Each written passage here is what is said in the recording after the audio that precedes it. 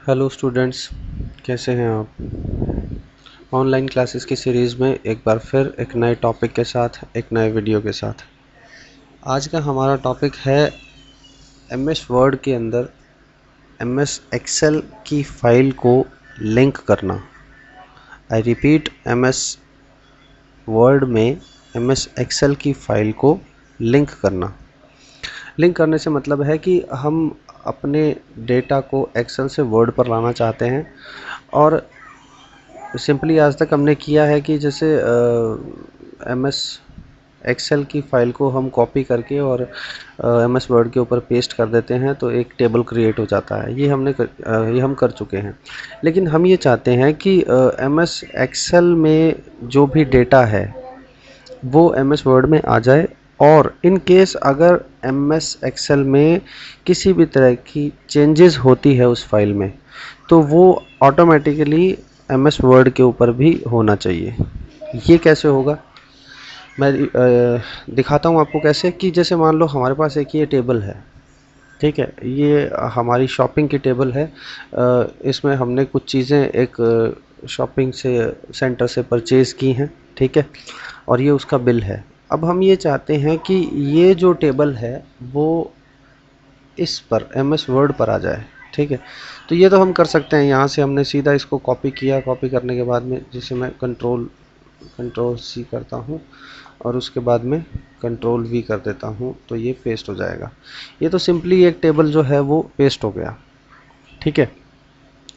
लेकिन अब अगर मान लो मैं यहाँ पर कुछ चेंजेस करता हूँ, जैसे यहाँ पर बिस्किट्स जो हैं वो 12 हैं, तो मैं इस 12 को चेंज करता हूँ 3 से, तो ये यहाँ पर तो चेंज हो जाएगा। ये देखो 3 हो गया, 45 रुपीज़ के हिसाब से 135 हो गया, ठीक है। लेकिन जब हम एम एस वर्ड के ऊपर इसको चेक करते हैं तो ये चेंज नहीं हुआ, ये वैसा का वैसा है ना। अब हम ये चाहते हैं कि ये चेंजेस जो हमने एक्सेल की शीट के ऊपर की थी वो चेंज हमारा वहाँ पर भी होना चाहिए। तो उसके लिए हम क्या करते हैं, उसी फाइल पर जाते हैं वापस और इसको यहाँ से करते हैं कॉपी, कंट्रोल सी। कॉपी करने के बाद में इसको यहाँ पर करते हैं हम पेस्ट, कंट्रोल वी। अब देखिए यहाँ पर जब आप इसको पेस्ट करते हैं तो इस तरह का एक आइकन आता है, पेस्ट ऑप्शंस का आइकन आता है, ठीक है। तो आप इसको सिंपली पेस्ट ना करके इसके ऊपर क्लिक करेंगे, और क्लिक करने के बाद में आपको करना है keep source formatting and link to Excel. जब आप इसके ऊपर क्लिक कर देंगे, अब देखना क्या फ़र्क पड़ता है। अब हम वापस जाते हैं अपनी एक्सेल की फ़ाइल के ऊपर, और एक्सेल की फ़ाइल के ऊपर जाकर हम जैसे ये पाउडर है, पाउडर के हमने क्वांटिटी ली है 2, हम इस 2 की बजाय इसको कर देते हैं 5, ठीक है। 194 रुपीज़ के हिसाब से 388 के थे 2, अब इसके ये हो गए 970 रुपीज़ के, ठीक है। अब इसको अगर हम एम एस वर्ड में चेक करते हैं तो यहाँ पर देखिए पाउडर की क्वांटिटी हो गई है 5, 194 रुपीज़ के हिसाब से 970, और जो हमने पहले पेस्ट किया था उसके अंदर ये था पाउडर की क्वांटिटी 2, 194 के हिसाब से 388। तो हुआ क्या कि चेंजेस जो हो रहे हैं वो इस शीट पे हो रहे हैं, ठीक है, लेकिन इसके साथ साथ वो इस शीट के ऊपर भी रिफ्लेक्ट हो रहे हैं, ठीक है। तो ये हुआ क्या है, ये है कि वो जो फाइल है वो अब यहाँ पर इस एम एस वर्ड की फ़ाइल के साथ लिंक हो चुकी है। तो जब भी आप उसके अंदर चेंजेस करेंगे वो चेंजेस आपको यहाँ पर दिखाई देंगे।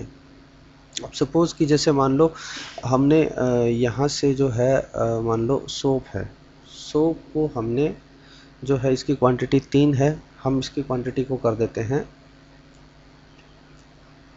नो क्वांटिटी करने के बाद में जो है 306 इसका टोटल आ गया है, ठीक है।